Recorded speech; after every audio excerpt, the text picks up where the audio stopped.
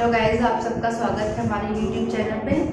आइए आज हम नेक्स्ट चैप्टर की तरफ पढ़ते हैं, यानी कि छंद जो हम पढ़ा रहे थे चैप्टर वही है, लेकिन उसके नेक्स्ट पार्ट की तरफ यानी सेकंड पार्ट की तरफ पढ़ते हैं।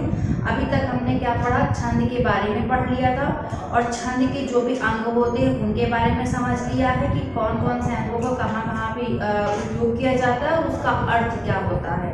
तो उन चीज़ों को हमने अच्छे से समझ लिया है। अब हम आगे बढ़ते हैं कि छंद के कितने भेद होते हैं। तो चलिए सबसे पहले हम ये समझते हैं कि छंदों के कितने भेद होते हैं।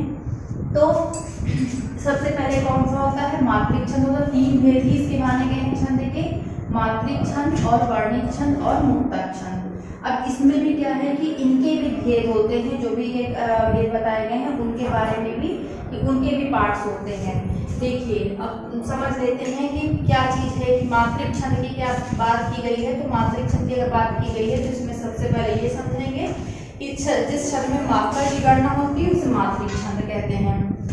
तो इसमें क्या होता है कि सभी चरणों में क्या होता है, मात्राओं की प्रमुखता ली जाती है, इसलिए इसे मात्रिक छंद कहते हैं। और इसी प्रकार से वर्णों में क्या होता है कि जिसमें वर्णों के हिसाब से चलते हैं, वर्णों की गणना की जाती है, वहाँ पे वर्णिक छंद होते हैं। अब आइए देखते हैं हम मात्रिक, ये तो ज़्यादा पूछे जाते हैं, इतना नहीं बोले। अब आते हैं मात्रिक छंद के कितने पार्ट हैं।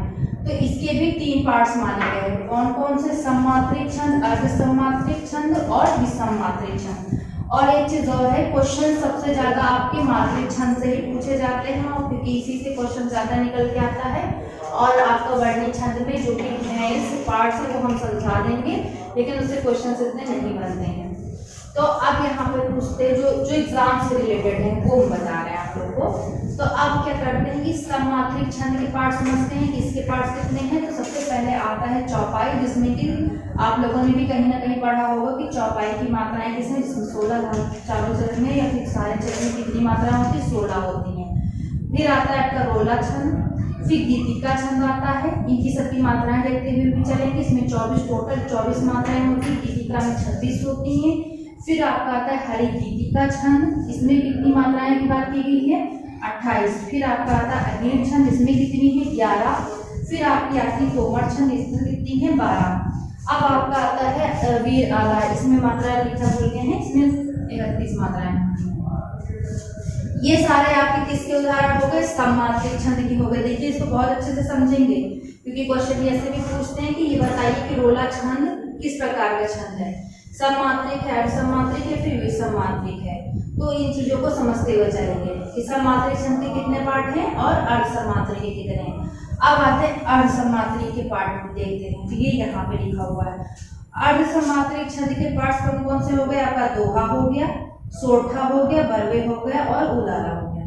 अब यहाँ पर क्या होता है कि दोहा और सोठा से ज्यादा क्वेश्चंस निकल के आते हैं।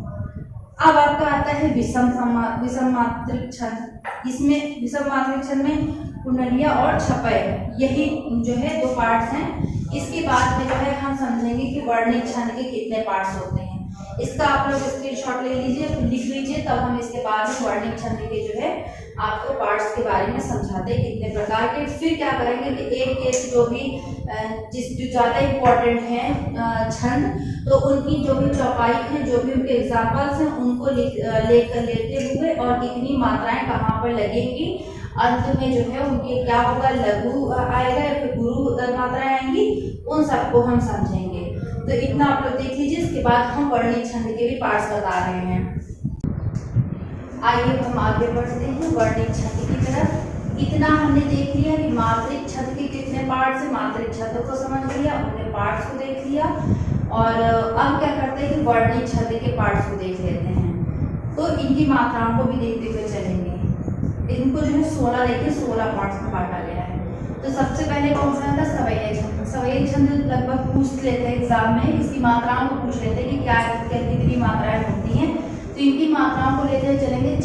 22 से 26 मात्राएं प्रत्येक चरण में होती हैं, 22 से 26 मात्राएं तक जाएंगे। इसी प्रकार कवित्व छंद की बात करें तो 31 मात्राएं प्रत्येक चरण में होंगी। और उसके बाद में मालिनी छंद की बात करेंगे तो इसमें भी 15 मात्राएं प्रत्येक चरण में। लेकिन ये चीज ध्यान रखेंगे कि मात्राएं जो है प्रत्येक चरण की बात की जा रही है, प्रत्येक चरणों में इतनी मात्राएं की उपस्थिति होगी। फिर आपका आएगा मंत्रकारिता में, इसमें भी क्या होगा कि 17 मात्राएं, लेकिन प्रत्येक चरण में। फिर आपका आएगा शिखरणी, इसमें भी क्या है 17 मात्राएं प्रत्येक चरण में।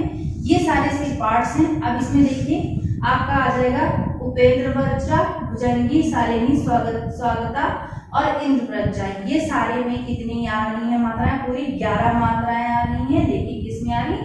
प्रत्येक चरणों में आ रही हैं। फिर आपका आता है घनाशरी, फिर वसंत तालिका और द्रुत विलंबित वसंत, और आपका आता है स्त्रगद्रा है। इसके बाद में क्या है कि इसकी मात्राएं जो भी दी हुई है वो इतनी, जैसे इसमें 31 मात्रा है, इसमें 14 और इन दोनों में 12 है, इसमें 21 है।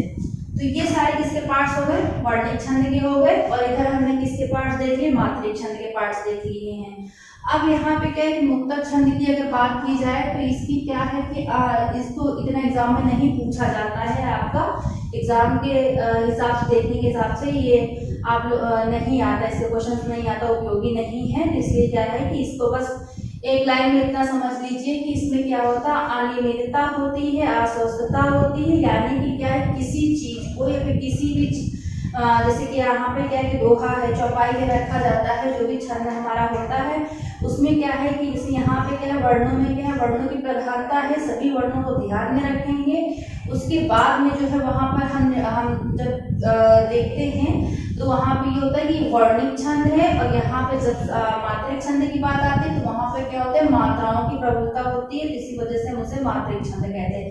लेकिन यहाँ पर ऐसा कुछ नहीं है, कब यहाँ पे वर्णिक छंद आ गए, कब यहाँ पर मात्रिक छंद आ गए, कुछ पता नहीं। इसीलिए इसे क्या कहते हैं, अनियमित छंद के नाम से भी जानते हैं।